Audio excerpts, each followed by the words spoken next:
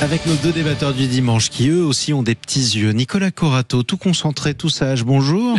Oui, c'est un grand jour. Bon dimanche à tous. C'est un bon dimanche, c'est un grand jour. Je vois que vous en salivez d'avance. Évidemment, président du think tank Place de la République, classé à gauche.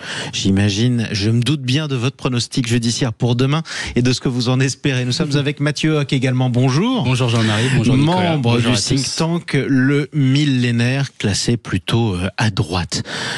Une candidate qui est donnée à entre 34 et 37% des intentions de vote au premier tour, c'est un dernier sondage IFOP pour le journal du dimanche paru aujourd'hui, qui serait d'un coup d'un seul inéligible en cas de condamnation à cette peine avec exécution provisoire. Exécution provisoire, ça veut dire que ça s'applique immédiatement. Quoi qu'on pense de Marine Le Pen, ce serait un coup de tonnerre absolument énorme sur un plan électoral, Nicolas Corato. Oui, bien sûr, ce serait un incident majeur dans notre vie démocratique, puisque effectivement, la personne qui aujourd'hui prétend à la présidence de la République, et en tout cas la favorite du premier tour, a toutes les chances d'arriver peut-être en tête du premier tour, en tout cas d'arriver au second tour, ne pourrait pas participer au débat présidentiel et au débat démocratique. Donc oui, c'est un événement très important dans notre vie politique, mais il faut en rechercher les causes. La cause, ce serait qu'elle serait condamnée pour détournement de fonds publics. C'est ça le sujet.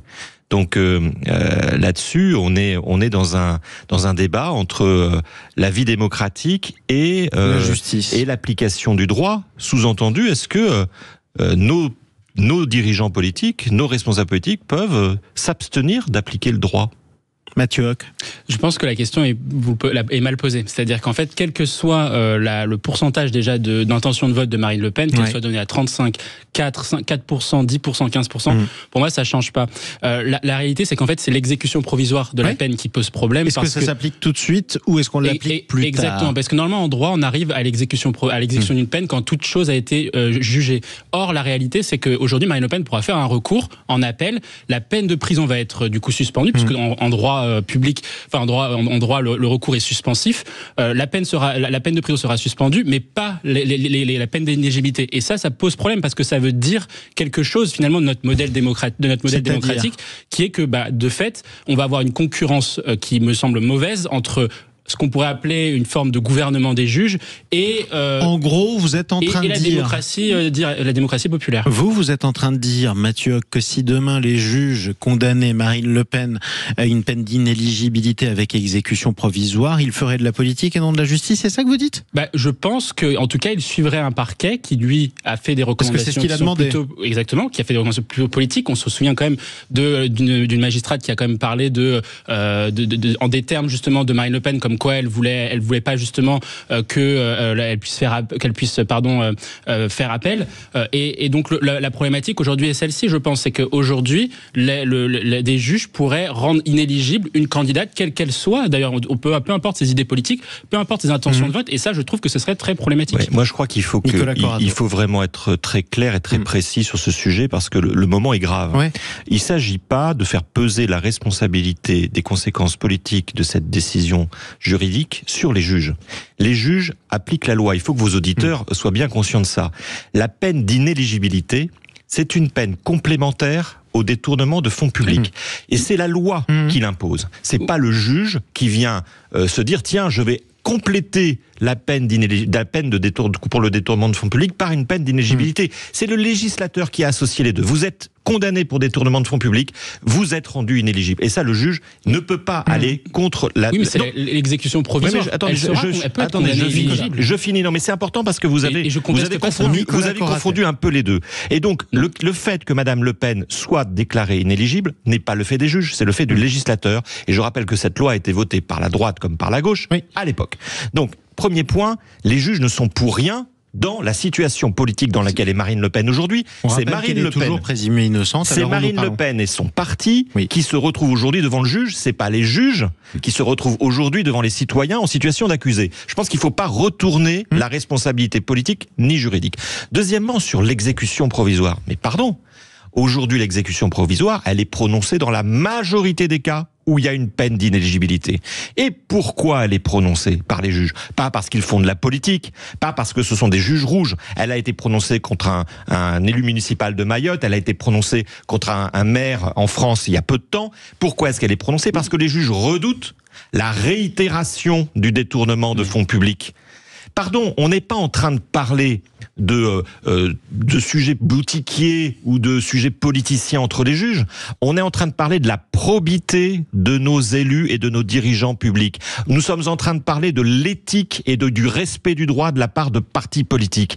Les partis politiques, quels qu'ils soient, n'ont pas à piocher dans les caisses publiques, qu'elles soient européennes ou françaises. Et c'est peut-être de ça dont nous devrions parler aujourd'hui, plutôt que de faire le procès inique de juges qui ne font qu'appliquer la loi qui a été votée par le Parlement. Sauf que justement, tiens, vous en parliez, un élu, mahorais pour le coup, qui avait déposé une question prioritaire de constitutionnalité sur sa propre inéligibilité, a enfin obtenu la réponse du Conseil constitutionnel. Alors, je vais vous lire quand même la réponse du Conseil constitutionnel parce qu'elle est un brin sibylline.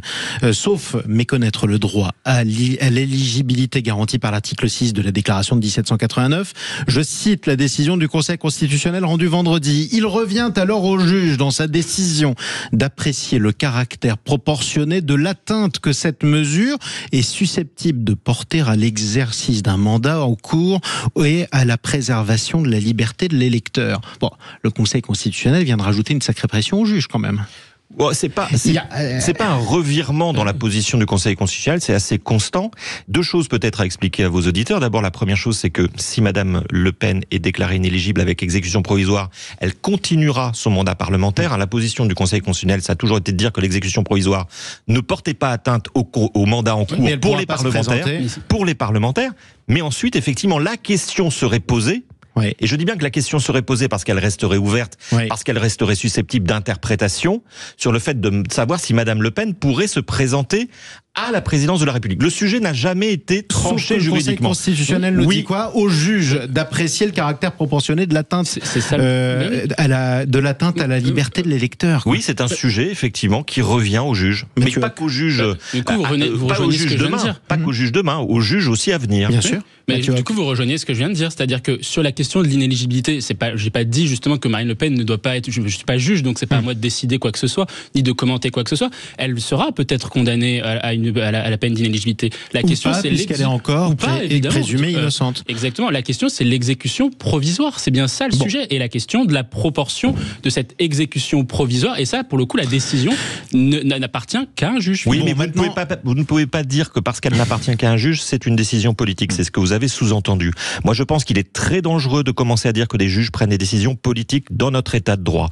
Les juges sont un des derniers remparts de notre démocratie, et moi, je ne supporte pas que de plateau en plateau, on les mette en cause comme s'ils agissaient comme n'importe quel politicien, comme des personnes qui sont partiaux dans l'espace public, alors que leur vocation et leur fonction, et aujourd'hui, et on le voit, notre système judiciaire est un système très solide, justement repose sur leur impartialité. Mais vous ne pouvez pas dire que les juges ne font pas de politique. Là, on s'éloigne un petit peu du sujet. Je peux dire que les juges ne font pas de politique. Où 33% des juges sont syndiqués au syndicat d'administrature. Les policiers aussi sont syndiqués. Les policiers aussi sont syndiqués. Est-ce que vous remettez en cause la partialité et l'impartialité des policiers? Le problème, c'est qu'il y a un syndicat des juges, de la magistrature, qui a appelé à voter contre un candidat. Et alors, il y a le parti Alliance, le syndicat Alliance des policiers n'a pas appelé à participer aux élections. Jean-Luc Mélenchon? Non. Enfin, qu'est-ce que ça veut dire? Que parce qu'on est syndiqué, on est impartial? Que parce que vous êtes syndiqué, il y a des millions de fonctionnaires qui sont syndiqués et qui seraient impartiaux? Vous vous rendez compte de ce que vous dites? Il faut être compte de ce que vous dites. Vous mettez en cause la liberté syndicale. Et Mathieu Hoc, une personne à la fois. Mathieu d'abord, ensuite Nicolas. Oui, mais lorsqu'on est quelqu'un qu'on rend des décisions au nom du peuple français, il me semble qu'il faut être effectivement impartial. Donc vous êtes contre la liberté syndicale des magistrats, des fonctionnaires, de police? Je constate juste que des syndicats magistrats pour vous ont appelé à voter à une élection contre un candidat. C'est intéressant parce que ce matin, vous nous faites preuve de deux méfiances fondamentales, une méfiance vis-à-vis des juges, une méfiance vis-à-vis des syndicats. C'est une régression très très grave, à mon sens, de l'esprit démocratique. Je ne pense pas, non. Il fait part aussi de son désaccord avec la ligne de certains syndicats. On a le droit, tout le monde, vous aussi, avec Alliance. On a le droit d'être en désaccord avec les syndicats, on a pas le droit, quand on est démocrate, de les remettre en cause. Bon, personne ne les a remis en cause. Personne ne les remet en cause. Quoi qu'il en soit, on va reparler un peu politique pour conclure ce débat, puisque au-delà de la justice, après tout ça, il appartiendra au juge demain de se prononcer sous une pression manifestement énorme. Quelles seraient les conséquences politiques ? Faisons un pronostic, imaginons que l'exécution provisoire soit prononcée. Est-ce que ça affaiblirait le Rassemblement national ou est-ce que ça le renforcerait ? Nicolas Corato. Moi, j'ai l'impression que cette question, on aurait pu la traiter tranquillement il y a encore 3-4 mois avant l'arrivée de M. Trump. Mais j'ai l'impression que de toute façon, la situation internationale a changé la donne politique intérieure en France. C'est-à-dire que je ne crois plus aujourd'hui, mais je me trompe certainement, que le Rassemblement national est en capacité d'arriver au pouvoir aujourd'hui, ne serait-ce que par rapport à sa position vis-à-vis des États-Unis et de M. Trump et de M. Poutine. Je pense que le Rassemblement national est un parti qui se disqualifie au jour le jour en laissant filer le débat sur la souveraineté française et sur sa position sur la scène internationale. Donc, je dirais que le sujet de demain, je ne veux pas réduire à néant l'intérêt de votre question, mon cher Jean-Marie, mais je dirais que le sujet de demain est peut-être moins impactant pour la vie intérieure française, politique française, qu'il ne l'aurait été il y a encore 4-5 mois. Mathieu pour répondre à votre question directement, donc ça veut dire que M. Jordan Bardella, qui serait le candidat du Rassemblement national, quand on regarde les intentions de vote, on s'aperçoit que Jordan Bardella, dans toutes les enquêtes d'opinion, a un socle électoral moins large que Marine Le Pen, eu égard au fait que Marine Le Pen a accroché ce qu'on appelle l'électorat populaire, notamment dans le Nord et dans le Grand Est. C'est moins le cas de Jordan Bardella pour vous? Jordan Bardella, c'est moins le cas parce que Marine Le Pen a accroché cet électorat-là sous la ligne de Florian Philippot, notamment entre 2012 et 2017. Et il me semble que si Jordan Bardella est le candidat du Rassemblement national, je ne le vois pas gagner une élection présidentielle en l'état actuel des choses, puisqu'il n'aura pas suffisamment un score important au premier tour pour pouvoir récupérer suffisamment de voix au second tour, avoir un report de voix suffisamment important. On a bien vu que lors des législatives dernières, Jordan Bardella s'était fait battre au second tour par le Front républicain. Il me semble que exactement. Voilà, il n'est pas certain que ce qui s'était passé aux législatives au second tour serait édite pour le coup, mais ça c'est un autre débat qu'on aura pourquoi pas avec vous. Merci à tous les deux d'être venus de si bon matin pour ce débat dominical. Nicolas Corato pour le think tank Place de la République et Mathieu Hoc pour le think tank Le Millénaire.